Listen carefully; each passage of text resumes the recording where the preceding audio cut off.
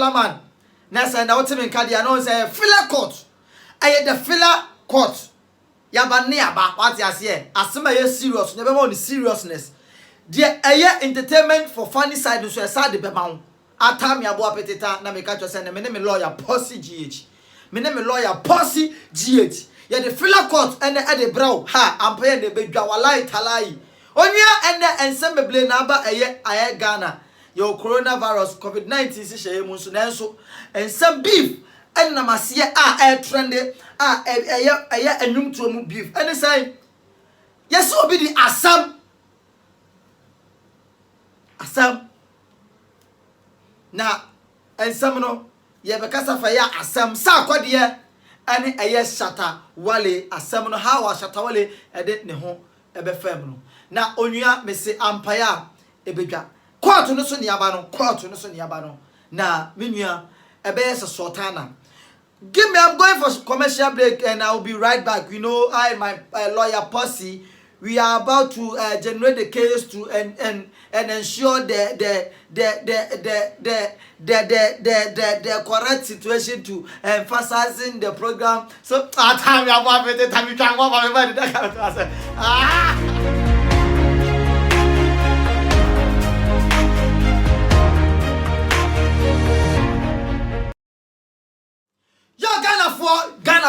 Ghana for atame and ye try ho abano meka to say eye me lawyer eye Posse GH lawyer Posse GH na meka to say enda no aha eye filler court and as a filler combination filler court and filler me onya Posse filler man o want to say Nyankopon do me ho ye de nyame asepa na apom to say Nyankopon do me ho den se bo no obo ade na da roma se be ye quarantine ye lock down na Nyankopon na dum na ni monyam ni moja bi aso ye so ama nyame adum ye ho den obehwa emle kakra ni na ye de filo ene filler court kakra ede to ho na course e ba no se bi obi ya sa dey na moja eye filler ye njae ana oba so eche beble we adwa ya na se osiesie no ho nice one and already ne ba ne ye nya ne filler court pe ya mixing kakra nice one achenyi ni o ma kakra nice one se ba comic side entertainment side baba e ba serious case nso a yes had ebe blow na me say catch us subscribe to Filaman TV nice one Filaman TV on YouTube we have subscribe na subscribe to Posse GH TV nice one and so subscribe to Kwaku Menu TV and Firehouse TV for funny videos entertainment show Posse my lord Filaman and some COVID-19 issue mu and I say ye dwenwi ho yin some akofa bayi say na waka fa ensama beef asem akofa bayi so my lord Filaman yes meka bibi because we na man can be the one kokra nkaye enye I will say something I will introduce something invest something Filaman yes asem no me kra de nem say asem me ka say first asem ni ayi why Kwame Uji mu manager Richie na me ka say na fe na asem okay next na wonim sana na minim nice one there say Richie na boy na ya asasi ni na me so no ani asem no say no no timi de asem yi kra de oni sa akode bi fia na me be hu asem on the ball give me blow foul cha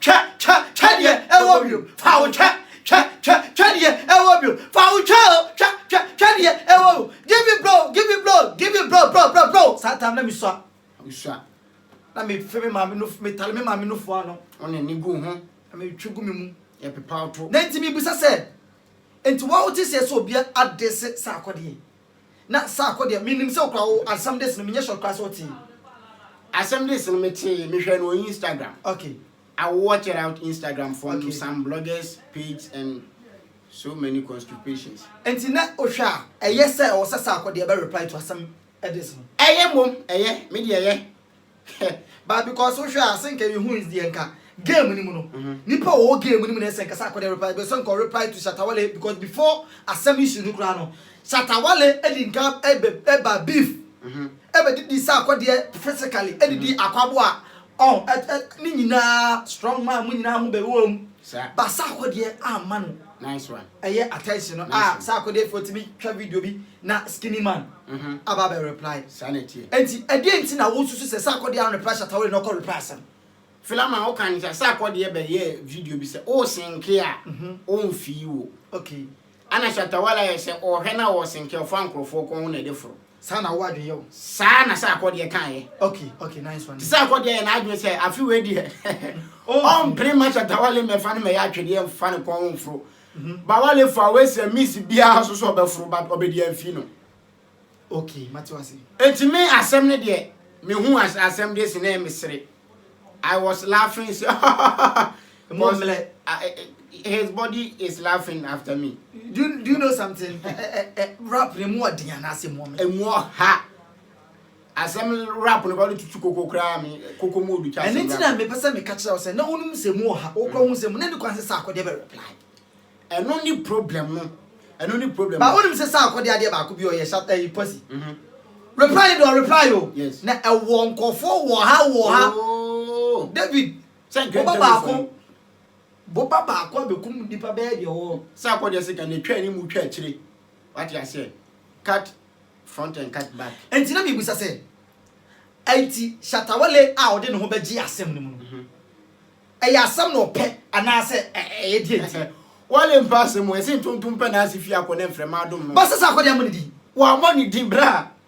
Unim se sa akode am Shatawale di. Ba wale entokwa nya ne tokwa kro oje ko. Ba me pasem cho se enye we nya asem a ye ntokwa ye ntokwa. Me de bia meka o ye sa de ade bi obi asem na so do ho jijiji wuri agimu jeni. File. Ba ye mo udin. Tama obediti ni ba bi kra. Wale be dis na bro be nya ni hwe. Okay. No obedi abebie na no abe. Sometimes so say. Na so mo di. Ana me kira wo say onya hwe kra no be ka say tia am. Enye ye na one swimming pool you no get some. My Range Rover you no get some. Man Picanto you no get some. Say unim ade bi o. Tama Shatawale sa akode ko gina pool hu. Na o ye small video bi ba na. Yes, Shatawale ba say sa akode enye de ehia ni. Onye pool ni bi oni fie no. Later on sa akode ko tena see. I didn't say Shatawale am kan wasem. See so I didn't say Shatawale onye see oni fie. Eno ni asem no. See as ask me oh. Yeah, Ask me action speaks rather than words. Yes. Nice one my lord. Nice one. Action speaks rather than words. Eno nti sa akode hwe pool no. Wo say ono o me bie na no. Dabi. But o tren ayin pool na be ka se be kwa tena pool so. Yes. Ono so me reply wale de obeka no wa no na o twere but obe de o twere. O tene ba bi. Yes. To ma wale hu me say pool no asem na o kan o free pool. Ba o hwe eye comment amenya. Message ankofare ba ankofo bebre ka se wale ye hwehwe ni mu. Ana sometimes so no omo se asem no enye ne dia kra wale pentokwa. Wale pentokwa. Wale you like fight to I love you. I like but you. me so me personal issue no me hu wale say de me pe wale asem no say wale ye entertainer. Nice one. O entertaining the fan because when celebrity be yet me entertaining the fan say ya e ma game no ye dey but na dey ba ko a e ha adwen say e open tokwa Eno ni fila wale no see the way say asem ko do be o pese was sere bat cause vim no ono atansi adwen ho so be ya de no. okay Wale na atansi adwen ho say ade a me dey bay okay ayan kwasi asem enso de be ba bla o pe de be bro we yen na bro yi what I say yo na me catch say I the filler court na me Nice catch say we entertainment ya sesem kakra na say da e be ba serious asema wo say ye ka trema na ye sisi su no. Nice one. Ye nko ne say ye kondo dada ne de no. Nice one. By ye ban of filler when them catch say mix we ye find the filler. Nice one. By filler court no so de me catch say me no empire be dwa. Head. Na me say catch say anti pussy My lord. and no maybe cause for Ghana say ye find serious ha me kakra Kasa. and say akase form you no nya ntokwa no moko asono mienu na nya ntokwa no moko wo kwa kusumo ku free na obeka bi Eno ni problem no. Me ma tie kwa kusumo ni interviews be recently ya. O say as a fella wote ho. Na say wuti fie no papa wo fie. okay Na obi fra bonten. okay O free wo papa nya ni hwe. Bla hwe odo a wo ma papa. okay O kura ntimi kasa ntia papa da. Na obi fra bonten. Abedi du papa automatic kan ope bi a papa nti wa my lord dia na be it depend sebi de bia me kasa sem we ye won tokwa bu anya won tokwa o papa ma okwan si ye bra you have to get even on so mo na mienu na ba ya o mo ye mienu na ba ya obefa ba ko ba se aye papa ne papa ntokwa o papa wa no so kasa o papa so sebi onye obi onye body abre wadwo o papa na betima akwane ntokwa nti denti na wo akra wo be ya ma ho abeyi fele won se on tokwa bi wo ha o papa nko kan tokwa okay and upon respect a wo ma papa no bla ubu obi papa but obi mfa buo ma papa bra ya oh ana person to say ke wo senka wo twen ma nipa kro na oba na o papa be kono ma ne ba emeka bi and he kwasa kasa asem so be kasa asem mana mo so bone so wonim do ye na emehi wo so ran ye machine de emehi masa ono le no me so de le beche akwa ne jimi mo ka je so wo jimi ha na jimi kwa kusmoke no obehwe wo obehwe me si abono ya bo ne che o kra ya me nu benya fight wo ni menya asem na keka no ya bo ne che ayo na shata abono wa mo no enyo na shata abono woni ka bo ne diem enyo na shata abono woni ka bo ne diem wo de obeti so sesu wa mo no o sa beti so sesu wo na sa ko de so hwe shata wale sa ko de no wa hu so akotokwada o si so on sa ko de akotokwada sa ko de ya wa de bo on ma ye ya ko de tikeke kro de hedi shata wale won o debi o de si sa wale na akasa shata wale so be bo sa ko ono so be de mo ma so dada na sa so mo be bo enti o so be bo shata ontimi mu no opa ma sa ko de fi US na no me gigina no opa ma shata wale sa ko de ba mo be be mi so de opa ma sa so ontimi mu no o de sa ko de o de on temti shata wale ontimi mu no sa de shata wale be ti bi de lensa wo boni huni mu no hwe na wo so sa enya ni ha ne de ku e bi mam ka sem to unim wo di akwado e na machi wo so emesi enya ni ha ne wo so emesi sa shata wale ni ha ne bi na wo so ontimi fa ma wo so emesi simple fo mi no nya asam na wo fi wo di koku smoke nti dai adwe ba wo ni talent adwe ke kire ni talent unti meka abo apete unti meka nkwasam kra ponchire me masa oba mo ni adaho mo ni ndaho ayentoko we ayempeyifo ntokwa ntokwa ayempeyifo ntokwa entra mo bi ma fikuri na papa ko ho wo de ba fa wo ana mpesam cho se emla ohwe Ghana ye culture mu se de ye se panyini akra de panyini hwe ayempeyifo ntokwa empeyifo me ni nya ntokwa no nchira wo se wo akra no beka bi bra me ntina fie o mo bi me fane nsa me lowura me papa ani asabra me papa nya ne hwe yo I don't sit down and how come me hu ni say ana it's impossible but me gidi say asem yo bi a ohwe a wotwia kakra masakode eno be ye mum ko asem de ntam se ye fane de ne kra nton chen because asem de me ye sure say ono no eye kakra because kakra no de masakode opa asem de isi asem de o asem de kokusmo kra isi kokusmo kra de ne behwo enti atiefo na meka no life no eye de besi bia na entertainment and as entertainment industry de mum ye de nice one but say be ye say na no de binti ana sometimes say encha dan jeje beef so because ebetime dubem na akọ ne personal nice one ebetime etwe de opeso mo twe nyina nice one ebetime twe de obetwe na o ha na akofa issue e de aba but enkanya ne sa nanka beef dia enka ma game ni ye de eye de na me ka cho say eye filler court so ana wo hwe ene filler but any standard no and the version no eye filler because filler o say maka na filler court no so no ha time ya wapete ta na me ka cho say that's na ye the program for and I say the for so side the bed e ebeblo and me a me ye lawyer and I say me di dwumade we ho cham na fra me filler man e me ni me nua be ma Posse GH what I see follow ye our YouTube Filaman TV yes ana Posse GA TV yes kwa kumenu TV ya bela penye Bob Siga 11166 Moscow Skanka Agraga yes that I see I know the aggressive interview yes and time ya wapetita boom o check Firehouse nso a obetima Firehouse TV nice one what I say nana me say asema making me hu ne say opon bibie di agro but empanyin fo ntokwa ensese wa crowd wa notum mayama okwan mimi hu nkatwen ma militant for na omudi shata echi no ebi mbi oba no ene okasa hwe na odi akrase no na bi o entwen o bra entrafi o me tete papa so o ada me papa no omle dabi entoko bo entwen ma papa kra dabi o kuma papa be ya no ma papa hu se dabi oh ma papa hu se hwe na o hwe o no emfaso abaso enye saudi mi fight for your father o yes saudi mi nyansa yo yesi panyina o trefe ma mo flash we na nka bu na nka o so ka sa o su ni nyansa na papa no nyina no se be wura wani asa masa o da go se be twa kwase egu o no adreba woni talent o ka sa o nyansa abo apetita ontimi nka do pesa o ka se me nche me nche let us ho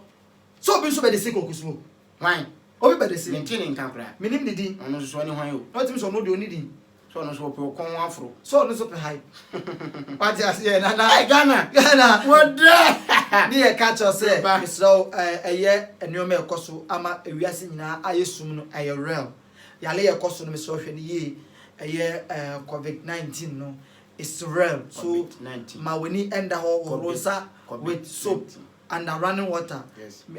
20 seconds what I say. Yes. Na I use sanitizer, hand sanitizer, fabric power sabi bia wo ye bia. Yes. Make sure say social distances me nua men ka say ye na enye bi, ye na enya yale ni bi me pacho. Ye ti fie nko be bia chefia ye nya bi.